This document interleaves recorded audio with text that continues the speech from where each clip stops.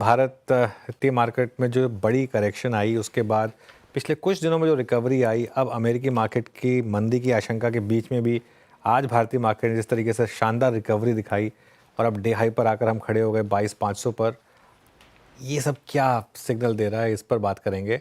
हमारे साथ big market versus में आज जुड़े हैं पाइपर सरिका के founder and fund manager Abhay Agarwal. Abhay ji, good afternoon. IndusInd bank खरीद रहे हैं क्या यहाँ पर 650 पर? यस बैंक से सस्ता हो गया है? ये देखिए, सस्ता रिलेटिव टर्म में है, पर उसकी अपनी अभी मुझे लगता है मुश्किलें हैं जो अब पब्लिक न्यूज़ में आई है। अनुज, आपने भी देखा, इश्यू ये होता है कि इस तरह की न्यूज़ आती है तो लोगों को एक डर ये बैठ जाता है कि क्या और भी कुछ नेगेटिव न्यूज़ है, क्या ये वर्स्ट है। तो आई थिंक थोड़ा समय देना पड़ेगा इस स्टॉक को स्टेबलाइज करने के लिए। मुझे नहीं लगता कि ये एक बॉटम फिशिंग का समय है। स्पेशली इन फाइनेंशियल सर्विसेज में, लार्ज बैंक्स में हमने देखा है कि अगर कॉन्फिडेंस टूटता है तो वो काफी समय तक टूट जाता है और फिर उसको रिकवर होने में समय लगता है। और जो आपने नाम लिया दूसरे बैंक का, उसका ऐसे माहौल में क्या हाल हुआ था वो सबको याद है, ज्यादा पुरानी बात नहीं है। तो मुझे लगता है कि बैंक्स एक ऐसा स्पेस है, फाइनेंशियल सर्विसेज, लार्ज एनबीएफसी, कि जिसमें थोड़ा इन्वेस्टर्स को कॉशियस रहना चाहिए। एक बैड न्यूज के बेसिस पे शार्प करेक्शन देके बॉटम फिशिंग नहीं करनी चाहिए। मेरा ये मानना है, क्योंकि टाइम लगेगा इसको, लोगों का और इन्वेस्टर्स का कॉन्फिडेंस वापस जीतने में इस बैंक को। ओके, चलिए, तो ये इस समय इंडसइंड बैंक पर एक व्यू। अभी जी, लेकिन मार्केट पर अब क्या व्यू बन रहा है? क्या लग रहा है कि अब यहाँ से बाइंग की शुरुआत की जाए? जो पिछले 1-2 हफ्ते का मार्केट का ट्रेंड रहा है, क्या कुछ इशारा दे रहा है कि अब थोड़ा सा रिकवरी आ रही है? जी, आई थिंक पूरा इशारा है, और मैं बताता हूँ आपको अनुज, क्यों ये इशारा है, क्यों मैं इतना कॉन्फिडेंटली कह सकता हूँ after quite a long time. क्योंकि जब एफपीआई सेलिंग हुई और ये कहानी स्टार्ट हुई जब ट्रम्प इलेक्शन जीते, और उसके बाद हमने एक वन वे राइज देखा यूएस एसेट्स में, starting with US dollar itself 100 के लेवल से, 101 के लेवल से डीएक्सआई सीधा 109 पे पहुंच गया, जो कि अनप्रेसिडेंटेड इंक्रीज है, किसी प्रेसिडेंसी में ऐसा नहीं हुआ। और वो इसलिए हुआ क्योंकि टैरिफ्स का डर था, इन्फ्लेशन बढ़ेगी यूएस में, उसकी वजह से यूएस बॉन्ड यील्ड स्पाइक हुई। हमने देखा 10 साल का बॉन्ड, 30 साल का बॉन्ड ऑलमोस्ट 5% के लेवल पे पहुंच गए, जिसकी वजह से काफी सारा पैसा इन्वेस्टर्स का इंडिया जैसे इमर्जिंग मार्केट से निकल के वापस यूएस में गया। अब मुझे लगता है कि वो ट्रेड रिवर्स हो रहा है, क्योंकि अब जो यूएस का मार्केट है वो काफी करेक्शन मोड में है। इक्विटी मार्केट में हमने करेक्शन देखा, और उससे ज्यादा शार्प करेक्शन हमने देखा रिसेंटली यूएस बॉन्ड यील्ड्स में, across the board, short term, long term, सब में। और जो यूएस डॉलर का जो इंडेक्स है वो भी 109 से गिर के अब 103 के लेवल पे आ गया है। तो इसका मतलब ये है अनुज, की एक जो रिवर्सल ऑफ फ्लोज है, जो यूएस में गए थे, उनका अब बाहर निकल के दूसरी जगह वैल्यू अपॉर्चुनिटीज ढूंढे, इमर्जिंग मार्केट्स में वो पैसा 100% आएगा। और मुझे लगता है कि जिस तरह से शार्प करेक्शन है यूएस में, वो जल्दी आएगा। तो अब अगर किसी इन्वेस्टर को एलोकेट करना है, हम ये एडवाइस कर रहे थे कि आप ड्रिप करते रहें, वो अभी भी अच्छी स्ट्रैटेजी है। पर मुझे लगता है कि अब हम एक क्लोज टू एक स्ट्रॉन्ग बॉटम है, जहां पे एफपीआई फ्लोज के रिवर्सल से हम एक देख सकते हैं मार्केट में रिस्पाइट, और जो काफी पिटे हुए स्टॉक्स हैं, वैल्यूज बॉयज हैं, उसमें रिकवरी आएगी मुझे लगता है। बिल्कुल, बिल्कुल। अभय जी, वेरी गुड आफ्टरनून। श्रेया बात कर रही हूँ। यूएस की बात कर रहे थे हम, जिस तरीके से वहाँ पे इन्फ्लेशन डेटा, इनफैक्ट आप देखें तो रिसेशन के आशंकाओं के बीच भारी बिकवाली देखने को मिली अमेरिका में। लेकिन सर, उसका असर निफ्टी आईटी पर भी देखने को मिला है। भारतीय बाजार में आईटी जो सेक्टर है वो पेन झेल रहा है पिछले कुछ हफ्तों से। आज भी देखिए गिरकर 1% से ज़्यादा लुढ़क कर कारोबार कर रहा है। तो ऐसे मूड माहौल में निफ्टी आईटी पर क्या आउटलुक रहेगा आपका? ये देखिए, निफ्टी आईटी पे काफी आपके चैनल पे भी चर्चा हो चुकी है। मेरे पिछले साल, 1.5 साल में हमारा आउटलुक अभी भी बहुत नेगेटिव है, और उसका मुझे नहीं लगता कि यूएस मार्केट में रिकवरी या यूएस बैंक्स की बाइंग वापस आएगी, उसका कोई भी लेना देना है उससे। यूएस में आईटी बजट्स बढ़ेंगे, इंडियन कंपनीज को कोई फायदा होगा, इसकी कोई गारंटी नहीं है। यूएस, जो हमारा आईटी इंडस्ट्री के जो प्रॉब्लम है वो हमारी खुद की प्रॉब्लम है, और वो प्रॉब्लम ये है कि हमारा इनोवेशन नहीं है। और इस दुनिया में जहाँ पे एलएलएम मॉडल्स रोज अनाउंस हो रहे हैं, चाइना ने 5 अनाउंस कर दिए, यूएस में है, हम बहुत पिछड़े हैं उसमें। हम अभी भी एक पुराने मॉडल पे चल रहे हैं, टाइम एंड मटेरियल के मॉडल पे। Time and material model change हुआ, SaaS आया, वो भी हमने मिस कर दिया। अब जो AI बेस्ड इनोवेशन है उसको भी हमने कंप्लीटली मिस कर दिया है। हमारा जो लीडरशिप है IT कंपनीज का, वो अभी भी AI को एक टूल समझता है, जबकि ये गेम चेंजिंग चीज है। तो मेरे को लगता है कि हमारे IT कंपनीज की कमेंट्री और परफॉर्मेंस वीक रहेगी अगले 12 महीने में भी ज़्यादा उससे। तो मुझे कोई उधर वैल्यू अपॉर्चुनिटी नहीं दिखती है, क्योंकि कोई इनोवेशन नहीं है। जब तक मुझे इनोवेशन नहीं दिखेगा इंडिया की लार्ज IT सर्विसेज कंपनी का, मुझे नहीं लगता कि उसमें इन्वेस्टर्स को कोई ज़्यादा इंटरेस्ट लेना चाहिए। ओके अच्छा अभय जी नमस्कार, वीरेंद्र बोल रहा हूँ। बैंक्स से हमने शुरू की थी इस पूरी चर्चा को, बात रही थी बैंक्स की शुरू में, लेकिन NBFC ज़्यादा कॉन्फिडेंस में रही हैं। लुक एट B2, अभी श्रीराम फाइनेंस की चर्चा हो रही थी, आप चोला को देखिए, और कुछ गोल्ड फाइनेंस कंपनियां भी अच्छा कर रही हैं, हालांकि उनके पीछे दूसरा कारण था। बट आपका NBFC पे झुकाव कितना है?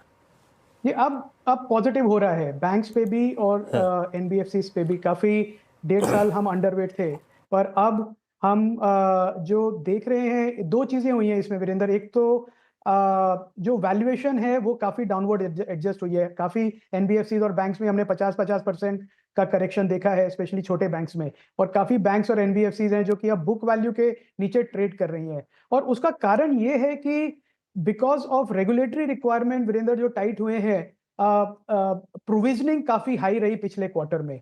पर प्रोविजनिंग का मतलब ये नहीं है कि ये लॉस है, और प्रोविजनिंग का मतलब ये है कि आपके जो कलेक्शन एफिशिएंसी है वो गिरी है।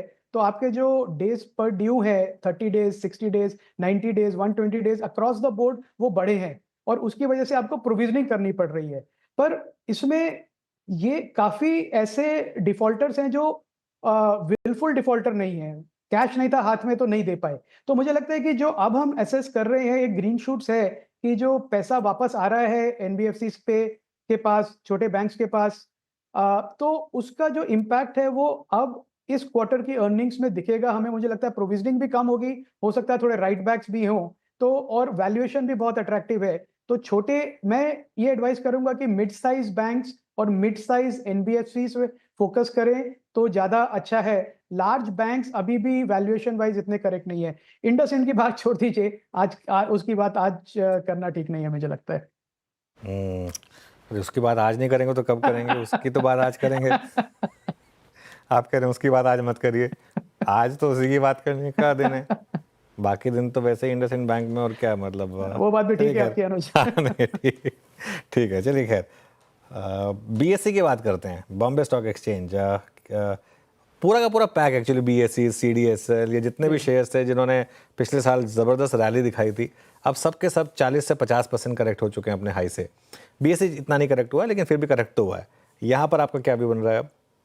ये हमारे कोर पोर्टफोलियो में CDSL कैम्स पिछले 4-5 साल से हैं, अभी भी हैं, हमने कोई उसको टच नहीं किया। करेक्शन है तो हमारे NAV को उसने भी हर्ट किया है जितने बाकी इन्वेस्टर्स को हर्ट किया है। पर ये बड़ी लंबे समय की स्टोरीज हैं सारी। BSE NSE अनलिस्टेड है तो अभी नहीं अवेलेबल है, पर CDSL है, कैम्स हैं, ये सारे एक लीडर्स हैं अपने जो कैपिटल मार्केट इंफ्रास्ट्रक्चर स्पेस को जिसको हम कहते हैं। इसमें ब्रोकिंग, RTA, डिपॉजिटरी, इनका बहुत इंपॉर्टेंट रोल है। और टेक्नोलॉजी ड्रिवन बिजनेसेस हैं तो मार्जिन्स भी बहुत अच्छे हैं, फ्री कैश फ्लो जनरेशन भी बहुत अच्छा है। मुझे लगता है पिछले साइकिल में जब मिड कैप स्मॉल कैप्स में ओवर प्राइस हो गए थे थोड़े, 45 टाइम्स 40-45 टाइम्स P मल्टीपल पे चल रहे हैं। तो अच्छी बात यह है अनुज की किसी की परफॉर्मेंस पे फर्क इतना नहीं पड़ा है। थोड़ा स्लो डाउन है जो कैपिटल मार्केट में, वो इम्पैक्ट करेगा। BSE को ज्यादा करेगा क्योंकि हमने देखा अभी जो थ्रूपुट है ट्रेड्स का वो कम हुआ है, तो थोड़ा इनकम पे उनके फर्क होगा। पर CDSL और कैम जैसी कंपनी है, जैसे मार्केट में एक्टिविटी रहेगी वो प्रॉफिट जनरेट करते रहेंगे, अपना ग्रो भी करते रहेंगे। तो मुझे लगता है कि इन्वेस्टर्स के लिए अच्छा मौका है ये कैपिटल मार्केट इंफ्रास्ट्रक्चर कंपनीज को, अगर नहीं है पोर्टफोलियो में तो उन्हें ऐड करने का एक लंबे समय के व्यू से। तो कैपिटल मार्केट के स्टॉक्स आप ऐड कर सकते हैं लंबे नज़रिए के साथ। लेकिन सर मेटल सेक्टर पे भी आपका व्यू जानना चाहूँगी। जिस तरीके से कल मेटल सेक्टर अच्छी तेज़ी के साथ कारोबार कर रहा था, फिर बाजार की गिरावट के साथ वो भी गोता लगा गया, लेकिन आज देखिए फिर से ये तेज़ होकर ही कारोबार कर रहा है। ब्रोकरेजेस भी बुलिश है इस पूरे पैक को लेकर। ग्लोबल सर्कमस्टेंसेस के बीच आपको ये पूरा पैक कैसा लगता है? क्या आपने एक्सपोजर बढ़ाया इस पर्टिकुलर सेक्टर पर? जी, हमने बढ़ाया है मॉडल पोर्टफोलियो में, हमने मेटल्स में इंक्रीज किया है पिछले 1.5 महीने में, 2 महीने में वेटेज मेटल्स का। व्यू ये है कि एक हमने काफी शार्प करेक्शन भी देखा मेटल्स का, 20% ऑलमोस्ट गिरा था पिछले क्वार्टर, और अब जो है रैली हुई है वो भी 10% हुई है। तो अभी भी एक अंडर ओन्ड है मेटल स्पेस, मुझे ऐसा लगता है जितनी ओनरशिप होनी चाहिए उतनी नहीं है। दूसरा जो हमारे एल्यूमिनियम कंपनीज हैं पिछले क्वार्टर में जिन्होंने गाइडेंस दी थी इंक्रीज इन प्रॉफिटेबिलिटी, एल्यूमिनियम की बात करूं तो वो $2600 पर टन पे थी, और ऑलरेडी ग्लोबल मार्केट्स में मेटल $2700 पे आ गया है। तो एक काफी बफर है एल्यूमिनियम कंपनीज का। कॉपर की बात करें, कॉपर का प्राइसेस करीब 15% पड़े हैं पिछले महीने 1.5 महीने में, और डॉलर जैसे डिप्रिशिएट होगा इसका डायरेक्ट इम्पैक्ट आएगा मेटल्स पे। तो पूरा मेटल बास्केट मुझे लगता है एक रेडी है एक रैली के लिए, और अभी भी मुझे लगता है ये अर्ली स्टेजेस हैं मेटल में रैली के। I won't be surprise if metal space is one of the better performing out performing space this year in India.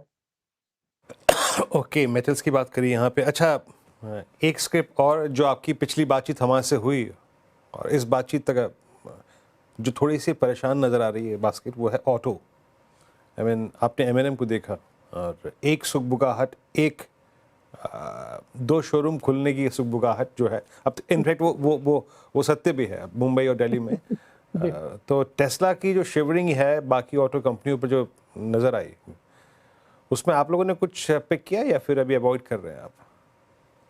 अभी ऑटो का हमारे पोर्टफोलियो में मॉडल पोर्टफोलियो में कोई नाम नहीं है अभी, पर हम देख रहे हैं उसको, क्योंकि मुझे लगता है कि डोमेस्टिक मार्केट में रिकवरी आएगी और अर्ली ग्रीन शूट्स हैं। तो ऑटो जो काफी पिटा हुआ सेक्टर है उसमें डेफिनेटली रिकवरी आएगी। तो हम अगले 2-3 महीने में डेफिनेटली एक ऑटो का नाम 1 या 2 मॉडल पोर्टफोलियो में ऐड करेंगे।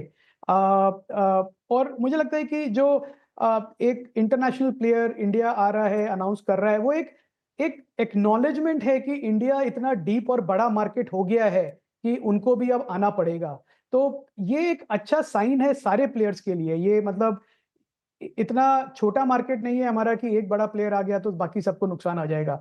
तो मुझे लगता है कि अभी भी गवर्नमेंट पॉलिसीज अगर फेवरेबल रही, स्पेशली ईवी लॉन्चेस पे, तो पूरा जो सेक्टर है वो बेनिफिट करेगा। 2 व्हीलर, 4 व्हीलर और इनोवेटिव प्रोडक्ट्स जो लॉन्च करेगा उसको डेफिनेटली फायदा मिलेगा। तो अभी वीरेंद्र हमारे पोर्टफोलियो में नहीं है, पर एक हाई वॉच लिस्ट पे है सारे स्टॉक्स जो लिस्टेड हैं अभी।